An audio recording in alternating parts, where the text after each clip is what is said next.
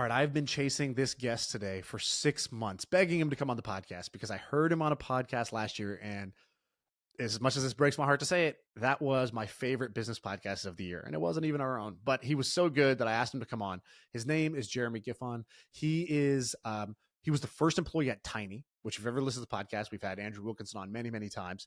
They basically turned $5 million of starting money into about $500 million of equity just by buying businesses that cash flow. So they bought, small businesses that cash flowed, kept recycling over 10 years, turned into 500 million. So I wanted to ask him, what was it like in the early days? What were those first deals like? He was there before they even had a name, before they were even called Tiny. So we asked him about his best deals, his worst deals, the weirdest deals he's ever done, negotiating tactics he learned. This episode is amazing. It's a 10 out of 10 for me. Enjoy this episode with Jeremy.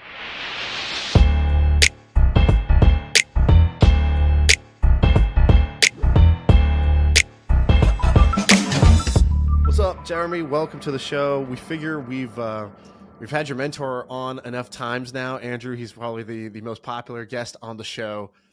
Enough of Andrew. We got to go to his protege. We got to go to the young gun who was there from the beginning and have you on. Welcome to the show, man.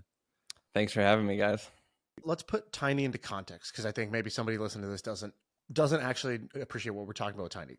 The simple story of Tiny is they had a services business, an agency, and then they had excess profits.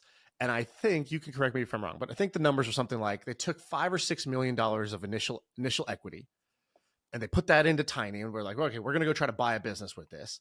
And they've ended up turning $5 or $6 million of initial startup capital into roughly a $500-600 million public company where they own, Tiny owns maybe a portfolio of 30 businesses or something like that over roughly 10-ish 8 year years. Period. Yeah, 8-year period. So kind of amazing. In 8 years, turn $5 million into $500 million. Like, okay, I'm doing round math here, fuzzy numbers. But first of all, is that the right math? Is that roughly the right story?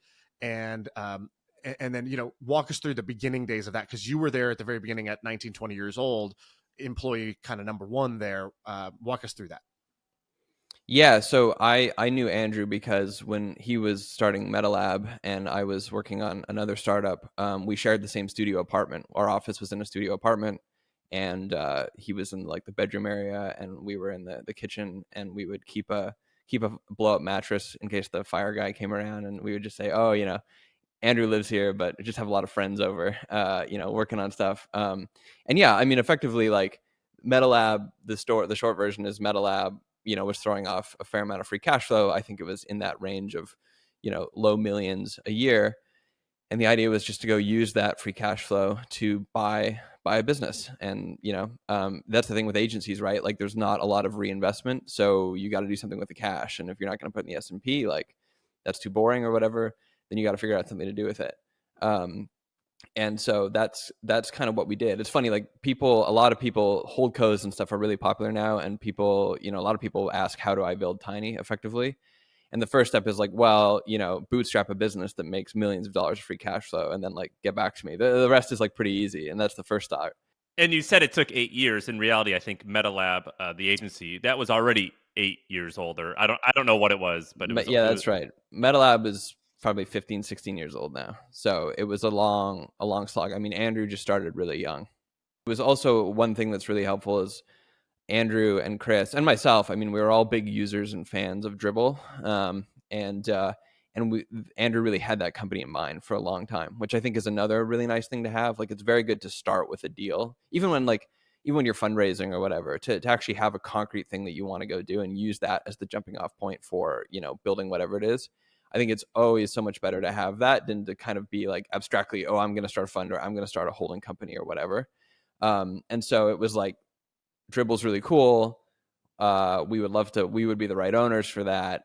Andrew knew the co-founders there, and maybe we could buy that. And that would be a starting off point. And it's all very like real and concrete versus we're going to build a holding company of technology businesses or something like that. Now, you're three guys who've never bought a business before. Take me back to you're sitting in the kitchen or whatever of your apartment / office / hangout lounge. Are you guys like, hey, can we like buy like buying businesses for dummies? Like, how did you even figure out how to do it? and also if this was a good idea, because it's a big risk, right? I think, probably $4 or $5 million of equity went into that deal. That's like kind of like that's a big deal. That's not like a couple $100,000 at that stage. So like, what were those conversations like at the beginning, as best as you can remember? Yeah, I mean, it was, like anything, there's generally one way that you can categorize sellers. It's people who care about what happens to the business after they sell it, and people who don't. And certainly for people who care, it's a lot about, it's this huge trust exercise of, are you going to screw up my baby? Like in their case, they've been working on it for a really long time. Their names were very attached to it. There was a big community. Community businesses are really difficult. The community can really turn on you fast.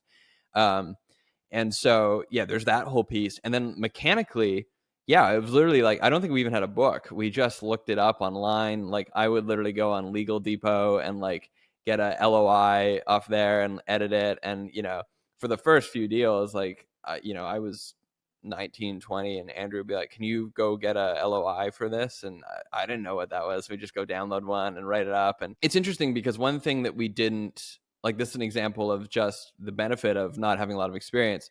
Typically when you do an LOI, it's pretty far along in the process. And we would just fire them out because we read them.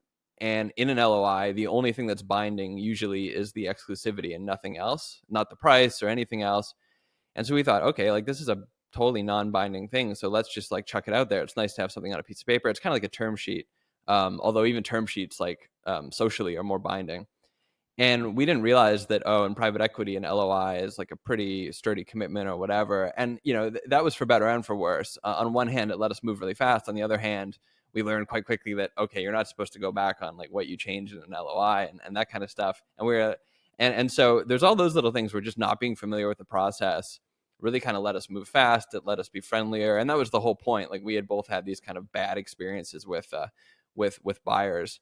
And we thought, there's got to be like a better service to be done there, basically.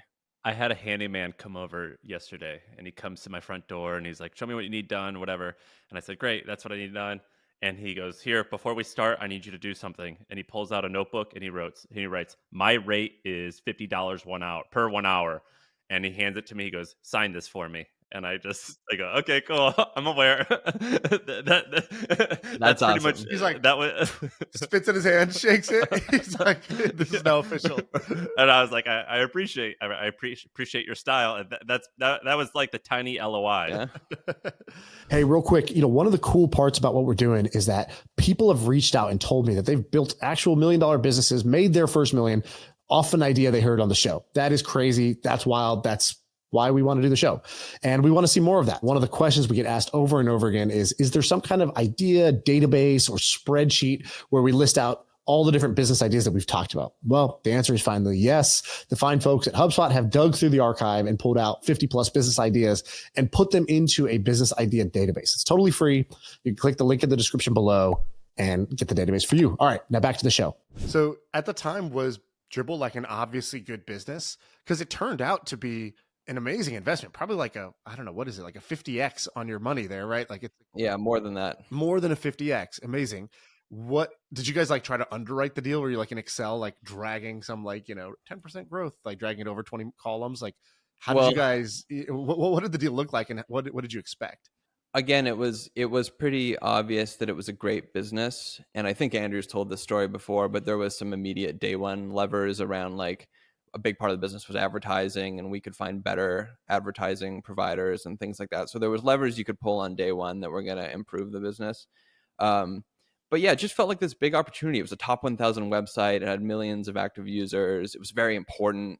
When it launched, like I think I bought my Dribbble invite on eBay or something like that. It was really hot for a while. And it was just this kind of like cool thing that didn't really exist. There's not a lot of independent social networks that have millions of users.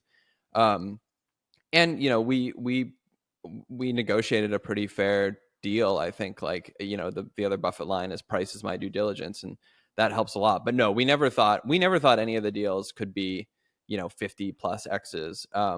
We're always just like, can we make 20 or 30% cash per year from this business, and that would be great. And anything after that is just kind of upside.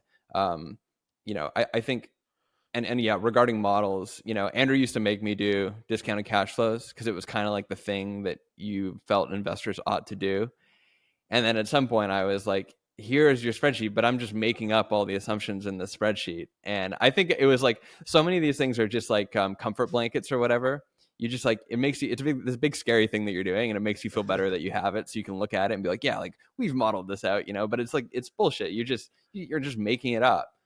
You also had a great quote. You were like, you said something to me. You go, the more quantitative analysis, so the more numerical analysis you're doing about a business, the more you're commoditized in your analysis. What does that mean? Unpack that one. Yeah, my favorite anecdote here is in the Facebook IPO, Barclays put out this research report where, they say what they think the business is going to be worth. And the way they do that is through a discounted cash flow. And a part of that calculation is like, what is the terminal growth? What is this thing going to grow at forever? And they put it at 3%, which is what most companies are. And so that got them to a $200 billion valuation. Now, the next 10 years, it grew 30% a year and is a $2 trillion company. And it's just an example of like, you do all this modeling and this research report, and you're just so off. Like you're an order of magnitude off. And so like, what was the point of doing any of that? It would have been better to think really hard about how much can Facebook grow? Like just kind of this first principles stuff, right? Of what percentage of the planet could use this, like a lot more basic. And yeah, that's a lot of the quantitative stuff. Also, a lot of the quantum stuff is totally commodified, right? So people like know how to do this. You can learn how to do this in school, and therefore maybe it's like a useful table stakes thing, but you're not going to get any edge that way because everyone can do it. And where the edge is in quantitative stuff is, in the 2 Sigmas and Jane Streets and the MIT PhDs, and you're not going to be doing that either. And so you're not going to like do a better model on a company than the next guy and somehow get some edge there. So then when you're looking at a deal, when you're trying to, for like a small bootstrap business, a business doing anywhere from $1 million to 30 million in revenue, what are you looking at to spot the opportunity? How much do the financials and the cash flow statements actually even factor into that? Or are you just thinking I can make this bigger? I mean, what part of the numbers actually matter to you? Yeah, it's pretty basic, right? It's like, okay, let's make up numbers. It's doing $5 million a year of revenue, $1 million of earnings. And you think, okay, on day one, I could, raise the prices by 30%. I could reduce headcount. I could launch this new product, whatever. Would you pay $1 million for that? Yeah, of course. Would you pay $3 million? Yeah, probably. And then you can just kind of go. And I think where modeling gets important is when you're like at the very edge of that. You're like, would you pay $10 million for that? And then it's like, well, a lot of things would have to go right, maybe, or whatever. But there's some number there where it's like, yeah, I'd pay $3 million for a business making $1 million. And so then the trick becomes, okay, can you get the business for $3 million? And that's where it's like, Tiny was in a lot of bids with other folks. And I don't think we were ever the highest actual price, but we often won deals because we could offer other things. So that comes back to like, why you on the deal? It's because like the very common thing that would happen is we'd get pretty far with the seller. And then they'd say, hey, we like you guys, but we've got this offer for 25% more. So we're going to go take it. And, very often be like, great, like go explore that. And then turns out that offer was not as real as you thought, or it was 6 months of whatever. There's more debt, or they didn't have the financing. And then you actually figure out that, oh, there is like other things in the deal that are important, like the ability to get it done, the ability to be honest, to be trustworthy, to do things fast, like all those other soft things. And so it's more like, are you able to get a price that's really a no-brainer? Or at least that's how I look at it, versus I really think I'm smarter than everyone else and I can pay slightly more. I mean, that works for people. People do that, but it's just like a totally different game. I'm always fascinated by the people behind these businesses. What can I learn? Tiny is a great business, but it was created by people. It was created by Andrew, by Chris, by you. And I'm like, how do they think about things? What do they know about what they're doing? What worked for them? What are their superpowers? And I asked you, what's Chris's superpower? Because forget Andrew. Everybody knows Andrew. He's popular. He's out there. He talks. He's got a big following. Almost nobody knows Chris. I had dinner with Chris and I was like, I fucking love this guy. He's dynamic. He's really engaging. He asks great questions. And so I've only known him for a couple hours of my life. You've known him for a lot longer than that. What is Chris's superpower that he brought to Tiny? I mean, Chris's superpower is just being able to, Andrew is so high pace and so high energy that Chris is just able to modulate that and kind of be the sober second thought, we're not going to do this, or that's way too much, or whatever. a very interesting piece of the Tiny partnership, at least at the beginning, that I thought was really quite unique and interesting is that, Chris and Andrew had Tiny as this vehicle that they would share together, but then they could also do things on their own, investments, businesses. And that actually, like, I don't even know if it was intentional, but that provides this great release valve of, oh, okay, like all the time, Andrew would come up with some, cockamamie motion about some restaurant or whatever. And he would just say, okay, I'm going to go do that on my own. And Chris could have the same thing. Like Chris was great at investing in public equities and he could go do that on his own. And I know that doesn't directly answer about Chris's superpower, but it is this like interesting structure. I think one thing that can really go wrong in partnerships is if it's like you're dedicating your whole life to this thing and everything you do is going to be through it, it can really turn into this prison if you don't share the same tastes as your co-founder. And so having this like release valve and being aware of that is really nice. People normally pick partners who are like them, right? But Andrew and Chris are not like that. I guess, is that what did you learn from that? Yeah, I mean, I would also say like Andrew is really good at sales and kind of creating this new vision. And then Chris is really good at being kind of the negotiator and actually like getting a good deal and structuring it well and everything. There's all kinds of things about negotiation. Like one thing that would be like structurally another interesting thing is, I would be kind of the front guy on a lot of deals and would come back to them and they would kind of be quarterbacking it. And what was nice is like I would throw out an offer that I thought was really aggressive and it was kind of the most that I could like emotionally stomach. Aggressively high? Low. Really low. And so this is, I want to be clear, this was back like in the early days when we had no money and we were really trying to like be scrappy. Tiny is not really like this anymore, and then I would say, okay, like I've really got this down, and then they would just look at me and because they'd never talk to the seller and just say, I think you can do like 25% less. And like sometimes I feel like I want to throw up, Talk through that when you have to present a shit offer to someone. I imagine a lot of times, maybe not a lot, 10, 15% of the times, they're like, okay. Yeah, more than that. And actually, what's even rarer is, at least I always have this fear that they're just going to lose it, like, just how spit dare in your face. And that almost never happens. It happens sometimes, but it almost never happens. And another nice dynamic there is you can always say, well, hey, like, I'm on your side. Like, it's the old car salesman gamut of like, my manager's killing me. It's the same exact setup, right? And that's super helpful. And, Chris shared all kinds of tricks with me. Like, one great one is it's always best to just kind of, when you float an offer, to just not say anything else. People will immediately start negotiating against themselves. And so one trick that you can use if you're on, I guess it probably doesn't work on Zoom, but if you're on just a call, is you can like say your offer and then hit mute. And then you can like be like, you can start saying, oh, whatever, but they'll just hear the silence.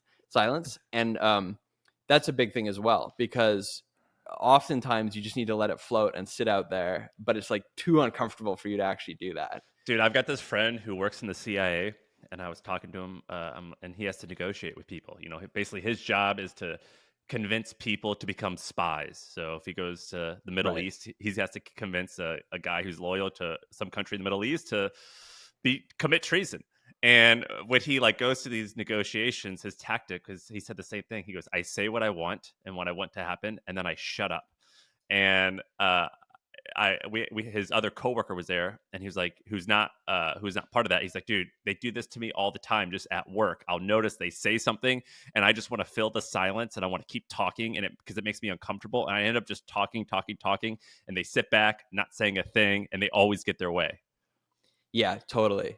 I mean, one very cynical way of looking at negotiation is that it's just who can bear to be uncomfortable longer. And like that's certainly true. You can do that in a retail setting, Shaan does that all the time. Shaan, I think when he negotiates, the king of the awkward silence. Yeah, he's very comfortable. I have a condo on Awkward Island. Yeah, he's the mayor of that area where he's just very comfortable being uncomfortable in the conversation. Jeremy, you told me something else that Chris taught you that is less about kind of the gamesmanship. I think when we think about negotiation, we often think about the gamesmanship. What do I say? And I think you already said one interesting thing, which is a lot of times is what you don't say. It's to stop talking and let them talk.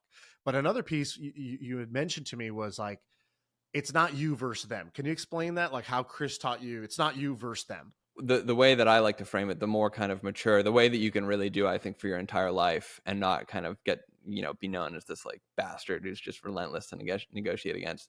It's kind of, I love this idea of in a traditional negotiation, you're sitting across the table from one another.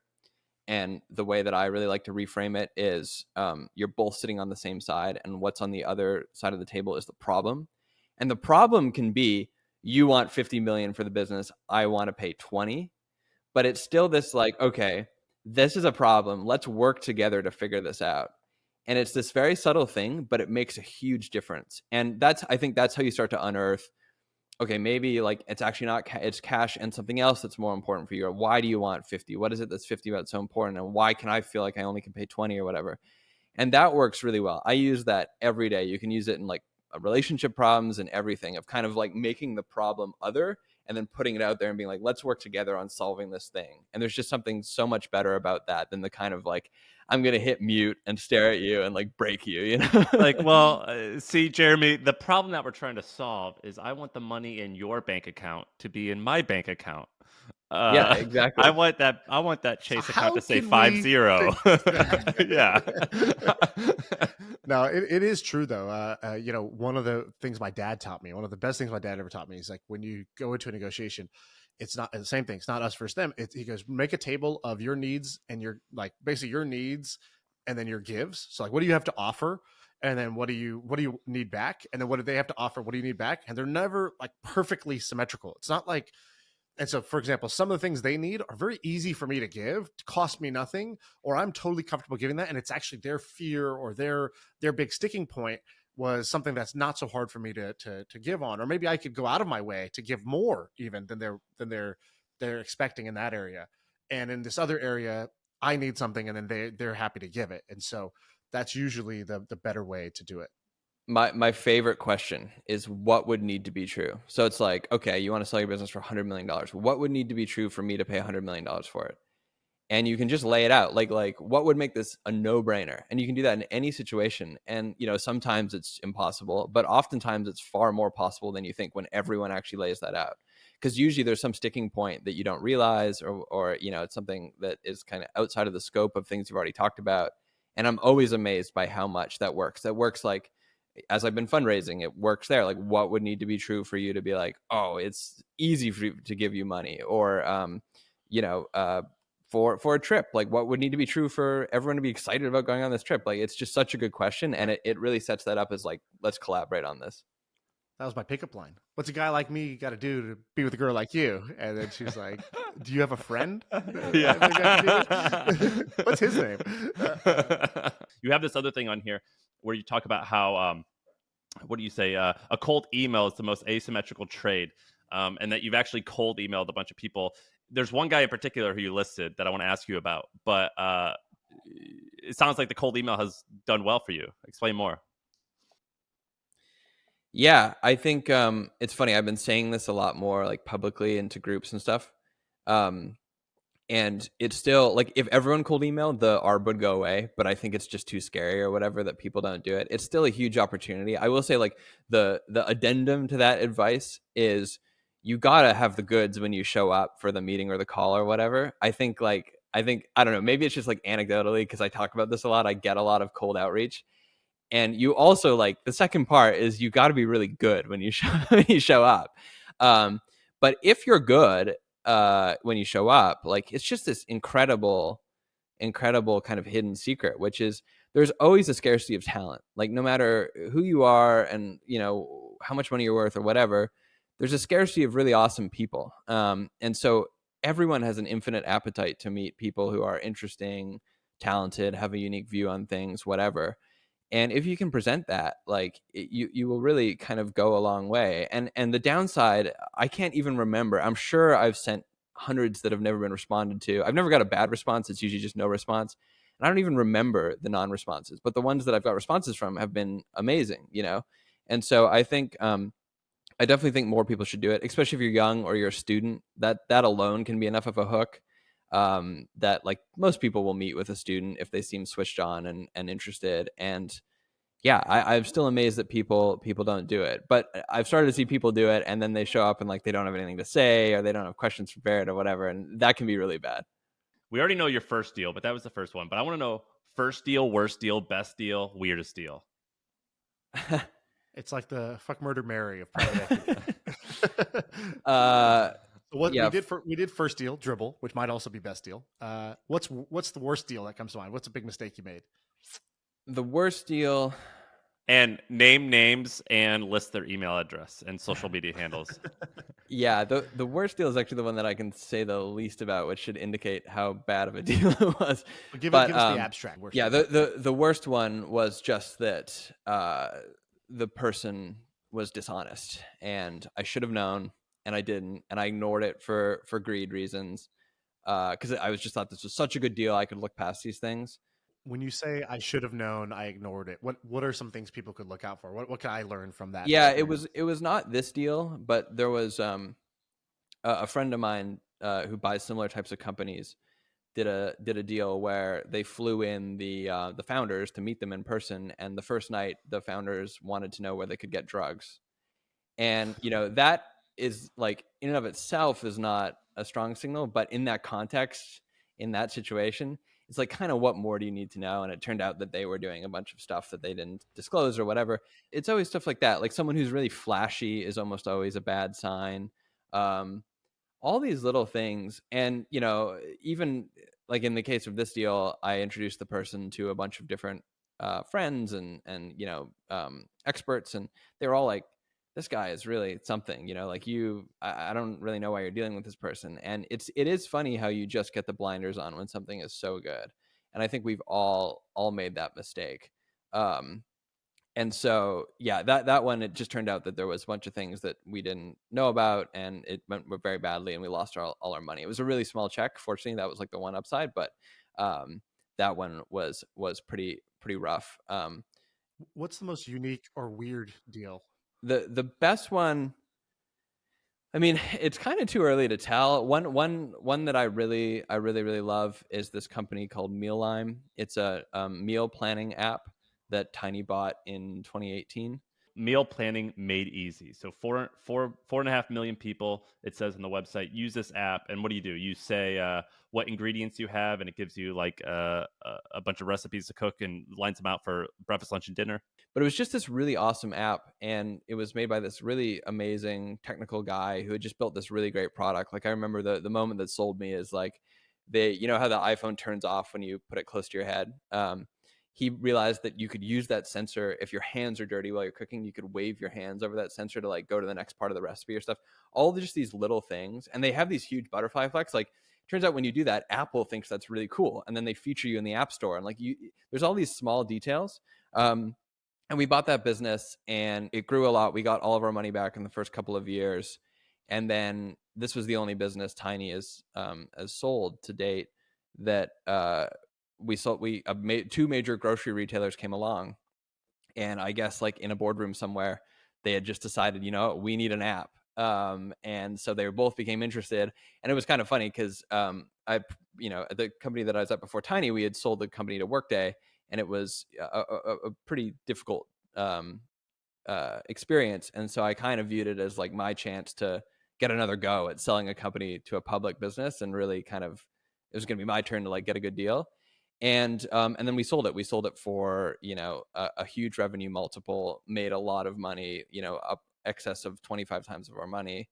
And it's still today. It's like, if you look it up, it's still used. It's this great thing. I think the original team is still there. They were very happy with the outcome. I just love that because it was this kind of perfect little situation, and this great little, almost like craft app, like just someone who cared a lot about making a great product. And I love those. And the weirdest deal? It was basically this company, a big Fortune 500 tech company, bought a business, and the business had two business units. And the big Fortune 500 only wanted one of those units. And they basically had to divest of it very quickly. And so we were able to buy it it was doing $10 million of recurring revenue, and it was shrinking. The business was shrinking because it was built on top of another platform that was becoming less popular over time. And we were basically able to buy it for so little that we borrowed all the money and then paid back the loan in like 3 or 4 months. And so we basically got it for free. We were able to, we bought this out of the tiny fund, and we could write this great update to our investors saying, hey, you know, we didn't call any capital, but you now own this new business. We're going to do a distribution soon. And it was like small dollars, but it's cool to pay nothing for a business. And then the interesting part is like, we also got a domain that's probably worth $1 million or $2 million, depending on how fast we wanted to sell it. And so it was kind of this like fun little deal of like, can you actually do a business for, or can you buy a company for no money down? And, you know, it won't be a business. It will not be a 20X, and it's not going to grow for 10 years, but we'll make many multiples of our money on it. And it's fun. Like in the actual fund statement that like KPMG does, they have to list the cost. And so the accountants listed as like a $36 cost basis, which is, I guess, like the actual money that went into the deal. And those are cool. Like you can be really, really creative. You don't have to put a lot of money down. How did they find you? Or you them? In that case, we knew a board member. And it was the situation where, again, we made a bid there and they didn't like the bid, and they went and tried and shopped it around. And turns out like there's a very limited set of buyers for that kind of thing, and especially ones who can do a deal really, really fast. And so it was kind of this, we understood why we had the right to win this deal. We understood that money was not the most important thing here. And so we were able to get it for this great price. That's it for part one. We actually kept talking to Jeremy, and it was so good that we're going to turn it into a 2-parter. The second part is actually all about what he would do today. So the first part was kind of like how they built Tiny, the deals, the lessons learned, and that was the past. And now I asked him basically, if I was going to do Tiny today, what would I do? What deals would you be looking at? What businesses do you think are great buys? What opportunities do you see? And he tells us the single best investment opportunity he sees today in this next part. Enjoy. That's coming out tomorrow.